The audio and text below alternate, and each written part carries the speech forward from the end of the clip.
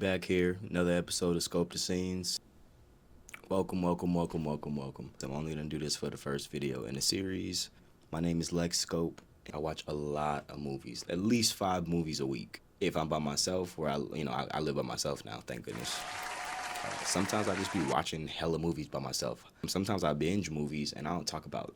They just out of my brain. I kind of just wanted like a community or place where it's safe and fun to just say what we like, say what we don't like. A place to talk about movies. That's pretty much what this is. We're going to scope the scenes out. We're going to talk about some movies. I'm going to do some reviews pretty much every single week of what I've been watching, what I think about them. Hopefully we can connect and we can talk about some stuff, have a good time. Yeah, that's what's going to be scope the scenes. And yeah, some of y'all might be wondering, well, who the fuck are you? What makes you able to just go on here and review movies? Absolutely nothing. I'm not qualified at all whatsoever. I have been a director, film industry and entertainment industry for about 10 years. I run a production company, Lexco Productions, and I'm also on the board of the Northwest Film Forum. They're a really, really sick organization. Please check them out if you get a chance. My baby, Scope Screenings, Seattle's favorite short film festival, and that community itself exists in real life. The Scope Screenings community is in real life. So I even want the people from the Scope Screenings community to have a place to come, talk about films, talk about music videos, talk about short form content, all of that.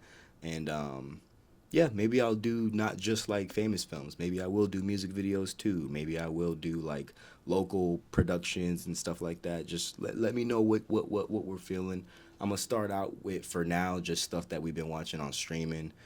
Stuff that I go get from Scarecrow Video. Some stuff's not on streaming, but Scarecrow has like the biggest archive of like physical DVDs in the entire world. So it's really nice that it's just right down the street. So whenever I want to really get in my cinephile movie bag, I could just go do some research and go get the movies I want to go get. Go talk to people that have been around on this planet longer than me about movies. Yeah, that's the intro. Hopefully it sounds good. This is my first setup in the new Scope Studios here in Seattle, Washington. Yeah. Welcome. All right, let's get to it. So, intro. First thing on the list for today is Nosferatu. I figured out a pretty good method to be able to even be able to do this. I watch so many movies for real that I be forgetting what I watch. I got this app, Letterbox. I be putting my reviews into Letterbox and can go back to it, refresh my mind. If you want to also interact with me more about these, they're all on Letterbox. So, and they not throwing me no bread. I genuinely just use this app and it's making it easier for me to make some of these videos. Nosferatu. I went to go see Nosferatu. I think it's like the last movie that I seen in 2024. Or maybe it was the first movie I seen in 2025. I can't remember, but definitely one of those. The main thing I remember about this movie is I was in the theater sleep. It was mad boring. It was mad slow. The pacing on it was just like not for me. The shots were absolutely beautiful. The story itself is absolutely beautiful. I just wanted a little bit more like pillaging. I wanted a little bit more destruction. I wanted a little bit more monster-esque kind of stuff going on. There was more dry humping scenes than I would have liked. I think I could have done with a little bit less dry humping. Maybe a little bit more murder, a little bit more like blood and gore. Creepily, awkwardly supposed to be sexy, I think. I watched it in the theaters at first, of course, like I always try to do. And then I watched it again on streaming and I couldn't even focus on it. I ended up editing some photos and I couldn't even stay focused for Nosferatu. So I'm going to end up giving Nosferatu a 2 out of 5.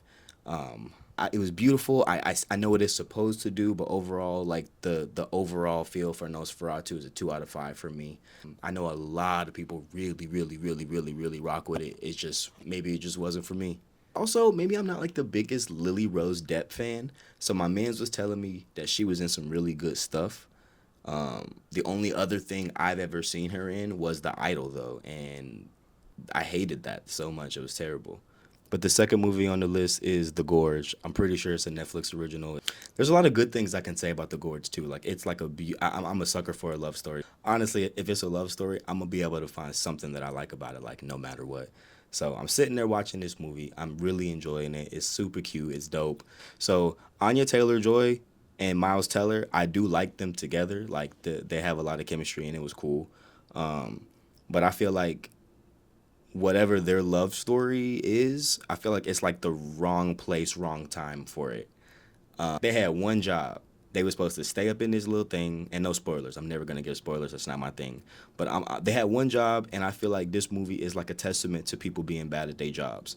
Like y'all was supposed to just chill in this little tower and fucking protect the world from these demons or whatever. Next thing you know, y'all want to go over there and have dinner and fall in love and shit. What the fuck? Like what? That didn't make no sense to me. It's like it was written kind of like, I think that's kind of what threw me off too. Like the way it was written, I'm like, this is just so nuts to me. Like the progression of how this story is going. Like next thing you know, they in the fucking gorge battling for their lives and shit. And in my brain, I don't know. I feel like a lot of stones were left unturned. I had a lot of questions. There's a lot of plot holes. Giving this movie a 2.5 out of 5. There's a lot of plot holes. There's a lot of just stuff that I really just didn't make sense. That they do is really cool, and the action sequences are really tight. But overall, I wouldn't say I'm ever gonna go watch this again. And Netflix, I appreciate they tried to come up with a new idea or something that's just not like a remake. So shout out to them for that. So we got this movie called Marmalade.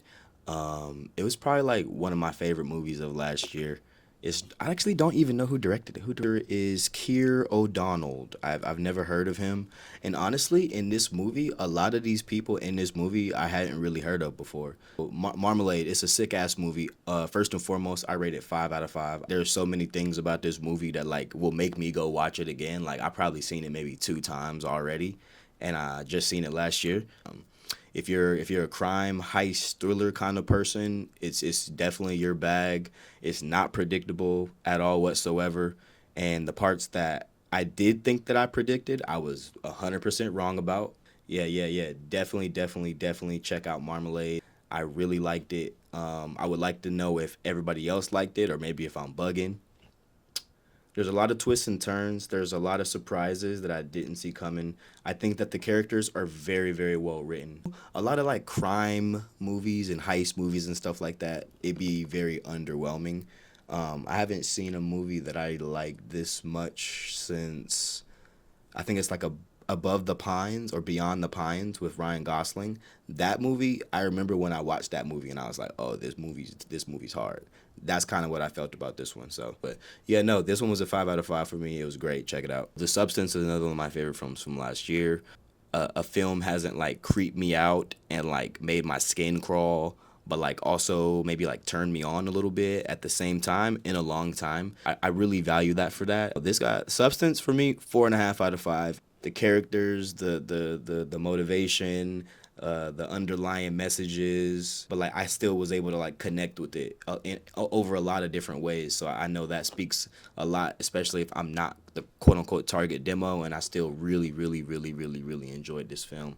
I was under the impression that this film would not even go to the Oscars. So I think it's really tight that it made it as far as the Oscars. I mean, it didn't win anything, and I think it could have at least won one. I think it should have won at least one. It was still like a very groundbreaking film too, like or regardless of how like award season treated it or whatever, just being able to see it like organically be super fucking like impactful, like it was really dope to see the run of that film. I think overall, I think that's what made me like it more too. The Substance with what is it, Demi Moore and Margaret Qualley. Yeah, her. I didn't know Margaret. Margaret did a great job too. I knew Demi Moore and I've been knowing Demi Moore, but Margaret did a great job too. Like shout out to them. Shout out to them. Okay, so I do watch a lot of movies. I'm talking like a sickening amount of movies. I'm gonna try to every single week throw in one TV show as well. And the TV show I'm gonna put this week is Paradise. Only because I just got done watching season 1. I gotta say, it's a 4 out of 5 for me, and that's, to me, that's saying a lot. A lot of times I'm not interested in investing my time in watching a TV show. Especially, I'm not down to invest my time in a TV show that I can't just binge. Week by week by week, highly anticipating every single episode. It was super dope. What's that guy's name? So his name is Sterling K. Brown. Sterling K. Brown held this production down on his back. Like, at first I thought they was going to presume innocent me, but after they didn't do that, and it was like still engaging and dope, and once I got to the end of the season, the payoff didn't feel underwhelming, and I'm excited for season 2. Like, I was like, okay, cool. Like it's super good. If you haven't seen Paradise, it's like apocalyptic end of the world s kind of vibe. A bunch of people and the world is pretty much over, and like X amount of people get to like go to this like secret bunker thing in Colorado. Like they start like a new world. There's like a security team, and the security team is trying to like protect this president of this new world. The president of the new world get assassinated. No spoilers, of course. I don't do no spoilers. The nigga get assassinated in like the first 5 seconds of the show. Trying to figure out who did it. Like the whole show is pretty much like the premise of the show. And it was great though. It's great. It's great. It's great. Normally I wouldn't be into shows and I wouldn't be into like the murder mystery kind of thing, but they really got me and it is a great ride. It's dope. Yeah, would like to know what everybody else think about it too. For me, it was a four out of five. 4 out of 5. It's a great show. Great show. I don't even know why I watched this. It's Venom Last Dance. I might have been on a plane or something. I like Tom Hardy though. I really do. He cool. He can fight. He a dope actor.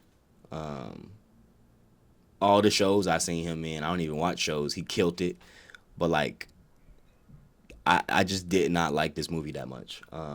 I like Venom overall as a concept too. He like evil Spider-Man, like traveling across America in some shorts and a shirt, and he's trying to like get the other Venoms to save the Venom that is inside of him because he has like the OG best Venom. So he's trying to just make sure like all the other Venoms is cool. 1 out of 5. I would not recommend going to watch it. Even if you on a plane, it's probably still something better on the plane list that you could watch. I might have been working while I literally don't even remember why I would have clicked that. Don't watch it.